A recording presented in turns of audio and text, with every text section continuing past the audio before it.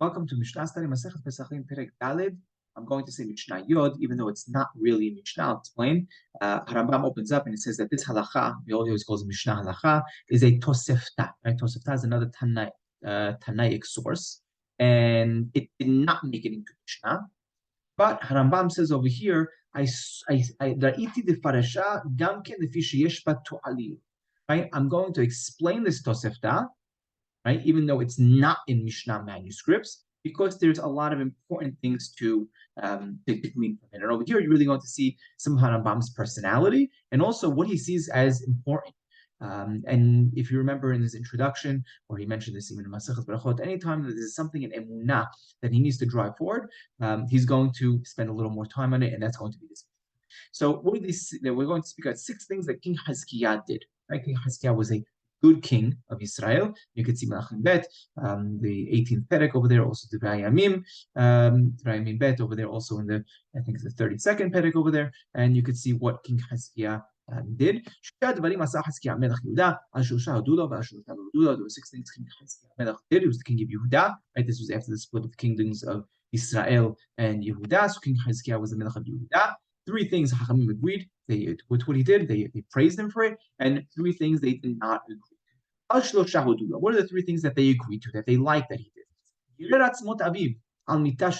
Right? He dragged the bones of his father. His father Ahaz was an evil king, and he dragged them on a bed of ropes. Right? The Hodulo. Hachamim, they praised him for what he did. What broke the Nehoshet, right? This was the copper snake that Moshe, right, created in the Midbar. Remember the story of the when all the Nahashim came and they were killing Am Yisrael, and Hashem said, build this copper snake, simoto on this, and anyone that got bitten from it will see it and become healed. And what happened in already Hezekiah's days, it was used inappropriately. They thought that this was some type of superstition, or they would use it to they weren't looking to God anymore, and therefore he broke it, and Hachamim agreed to him. And Ganaz Sefer Refuot v'Hodula, he put the Sefer Refuot, this book of remedies, in Geniza, and Hachamim agreed to it. Rambam goes off on a little bit of a rant over here, and it's important. Rambam thought it was important, so we're going to assume it's important as well. And I'll read from what he says because it's important, because spend some time on it. And first he says, what is the Sefer Refuah? So he's going to explain differently than some other Rishonim. Specifically, Bartenura brings down this Peruch.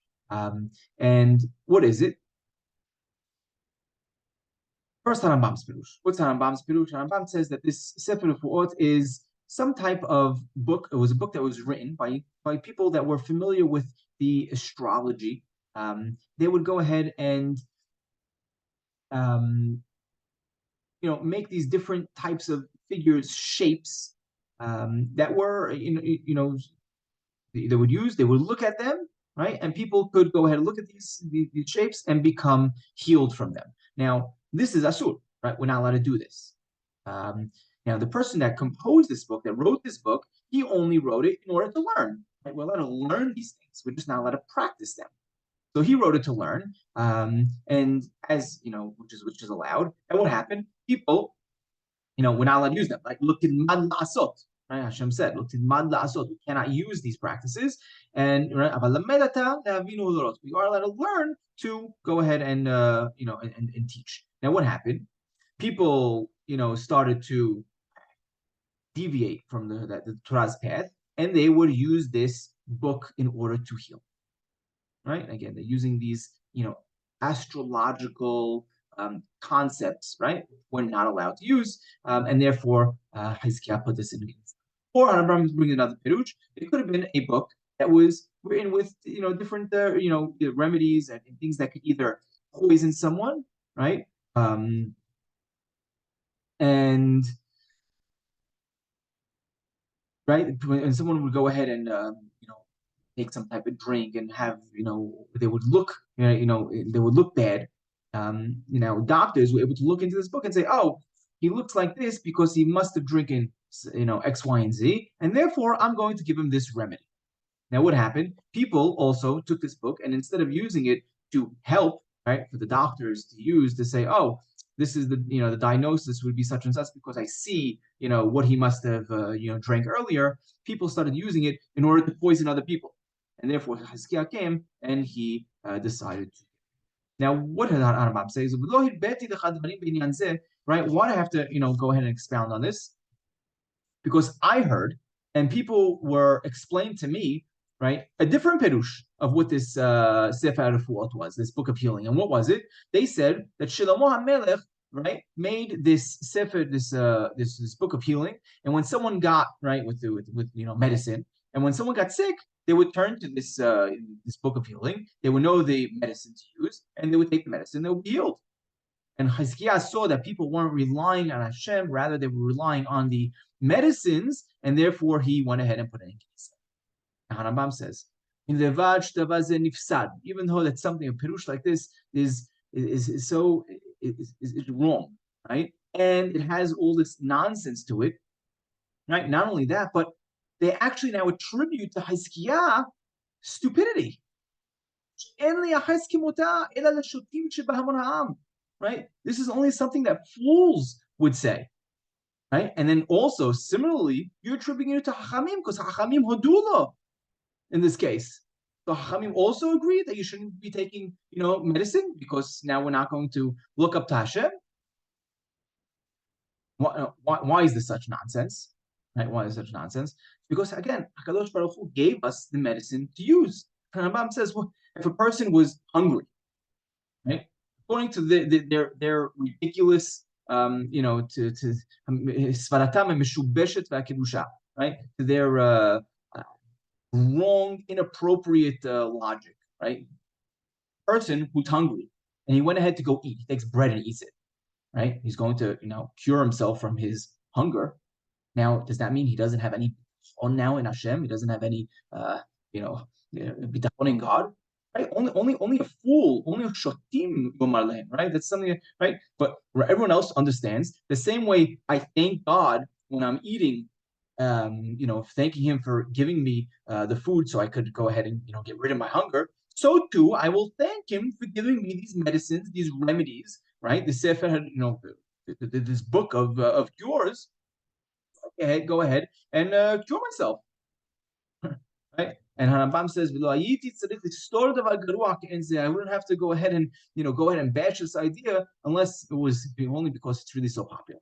Right? So even Harambam saying this idea was popular in his time, and therefore he really had to take a jab. Now the Mishnah continues. What are the things that Chachamim did not agree to Hezekiah? Right? Remember the story from Sefer Melachim when Ashur was closing in on Hezekiah. He went ahead and bribed them. Right? He sent them a bribe of he took off the doors of the Hechal of the Bet Mikdash and sent them to Melech Ashur, right, to back off. And Chachamim did not agree with him. Right? You should have more here. You should have more emunah HaKadosh. Also, when the enemy was going ahead and coming up, going ahead and encircling Yerushalayim, so he cut off the waters of the Gihon, right? So it didn't allow water to get to them, but also didn't allow water to come into the city. Right? Or it could be also that he didn't have enough emunah in God. Also, Chachamim did not agree with him. You could actually walk through Hezekiah's water tunnels today. Right outside Yerushalayim in Ir David, you could actually walk through these Hezekiah's water tunnels. Highly recommend anyone that's in Eretz Yisrael to take a stop at Megihon Ha'elyon. And lastly, right, so Lohodulo, Iber Nisan ben Nisan Lohodulo, he went ahead and was Me'aber the Shana. We know that the calendar was given to us, to the Bedin, to go ahead and set the calendar. Now, usually, anytime you have, you're not allowed to go ahead and leap a year once Nisan comes. Adar is the last month. You could go ahead and make an Adar Bet while we're still in Adar. But once Nisan starts, you can go ahead back to the other year, to the past year, and go ahead and leap the last year. Right? So what exactly happened?